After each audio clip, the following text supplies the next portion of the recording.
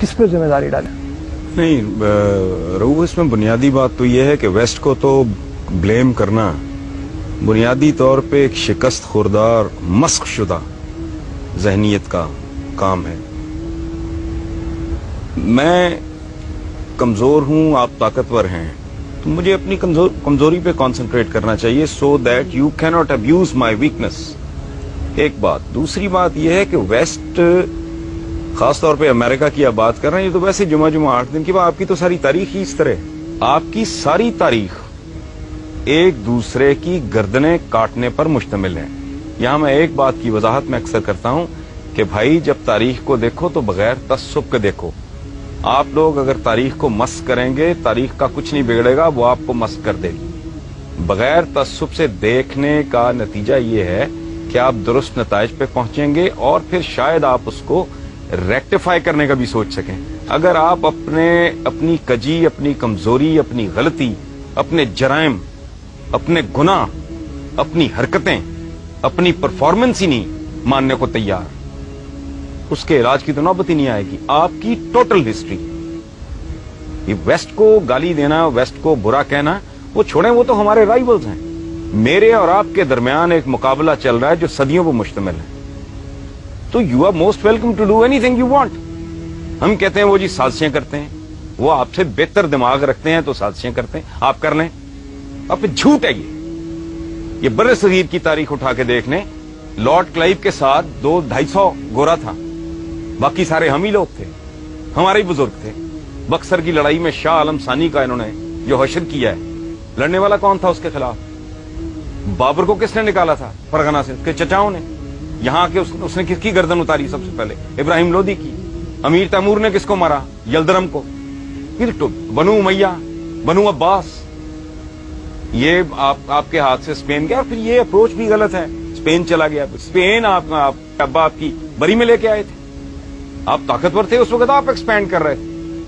आज वो ताकतवर हैं, वो एक्सपैंड कर रहे हैं। जब आप अपना वर्ल्ड ऑर्डर, जब आप में सकत थी, दम था, जान थी, तो आप अपना वर्ल्ड ऑर्डर इंपोज कर रहे थे। आज वो कर रहे हैं। रोना किस बात का? उसको गाली मत दें, अपने गिरेबान में झांकें। हमारे पंजाबी में कहते हैं अपनी मंजी तले डांग फेरो, तो समझ आए। आपकी टोटल तारीख, यलदरम पूरे यूरोप को उसने आगे लगाया हुआ था। अमीर तैमूर साहब यहां से रवाना होते हैं, जाके उसका सत्यानाश कर देते हैं। मुगलों का दौर देख लें, कहते हैं जी अंग्रेज ने डिवाइड एंड रूल किया। किधर डिवाइड एंड रूल किया? अंग्रेज तो आया को जहांगीर के जमाने में गालिबन, please correct me if I am wrong, sir Thomas Roe वगैरह। उससे पहले जो आपस में एक दूसरे की गर्दनें काट रहे थे, उस वक्त आया जिस वक्त बाबर आया, और अंग्रेज जहांगीर के दौर में तकरीबन उस वक्त। ठीक है, अच्छा, उससे पहले जो मुगल शहजादे एक दूसरे की गर्दनें काट रहे थे, बाप को अंदर कर रहे थे, सगे भाई मार रहे थे, शेरशाह उनके साथ लड़ गया। ये टोटल पावर प्ले है, सदियों से चल रहा है। मोहम्मद बिन कासिम को खाल में सी के बुश ने भेजा था। अबैदा बिन जराह के साथ क्या हुआ था? आपके जितने जनरल्स हैं जिसको आप इतना ग्लोरीफाई करते हैं, कभी अपने बच्चों को पढ़ाएं, उनके अंजाम क्या हुए थे? इन लोगों के साथ क्या किया आपने? करने वाले कौन थे? अब ये कदम कदम पे साजिशें ढूंढना, उनमें कीड़े डालना और लोगों को बताना कि जी वी आर द बेस्ट। मुझे एक और बात बताएं आप लोग, ये यंगस्टर्स बैठे हैं, ये गद्दार पैदा करने का ठेका आपने क्यों लिया हुआ है? गद्दार आप में ही यहां क्यों पैदा होते रहे हैं, गोरों में क्यों नहीं हुए? उसकी वजह है रऊफ साहब, गद्दार एक खास कल्चर में पैदा होता है, जहां फर्द और रियासत का मुफाद इस तरह हो जाता है ना, वहां गद्दार पैदा नहीं होते। सर थॉमस रो ने जहांगीर में से उसके बेटे का उसने इलाज किया, वो ठीक हो गया। उसने इनाम के तौर पे कहा कि इसके बराबर, इसके वजन के बराबर, वो मोटा आदमी था, सोना तोल के इसको दो। उसने कहा कि बादशाह सलामत, मुझे सोना नहीं चाहिए, मेरी कौम को अपने मुल्क के साथ ट्रेड करने की इजाजत दे दें।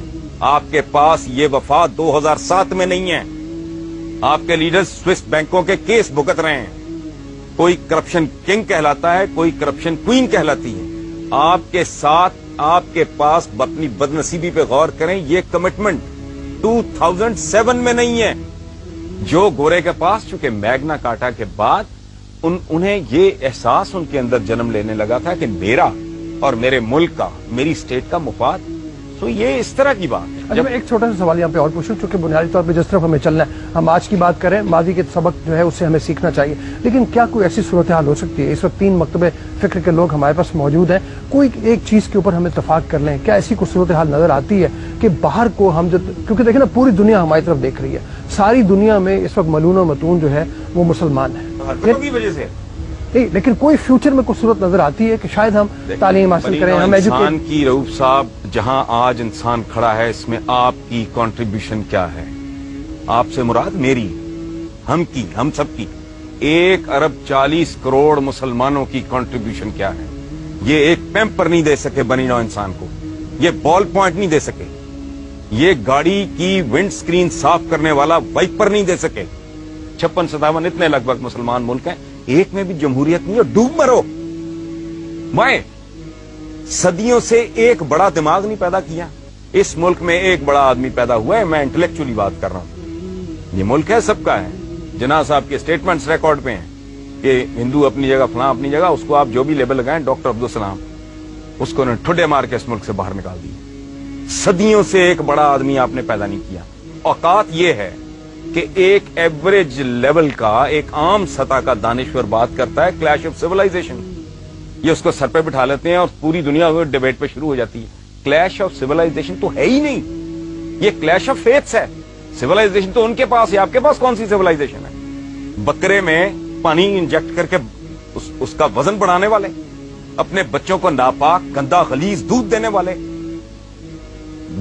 लाइफ सेविंग ड्रग्स में मिलावट करने वाले, जाली दवाइयां बनाने वाले, ला कानून, किसी मुल्क में ना आईन है ना कानून है, ना आवाम की कोई इज्जत है ना इज्जत है नफ्स है। आप रोटी नहीं दे सकते, इज्जत तो दें, आप वो भी नहीं दे सके। कौन सी ऐसी चीज, मुझे इतने यहाँ बच्चे बैठे हैं, इतने माशाल्लाह इस मुल्क की क्रीम बैठी है, मुझे एक बात, मैं दावा कर रहा हूं इतना बड़ा, एक बात बताएं जिस पे आप फख्र से कह सके कि ये हमारे पास है जो दुनिया में और कहीं नहीं।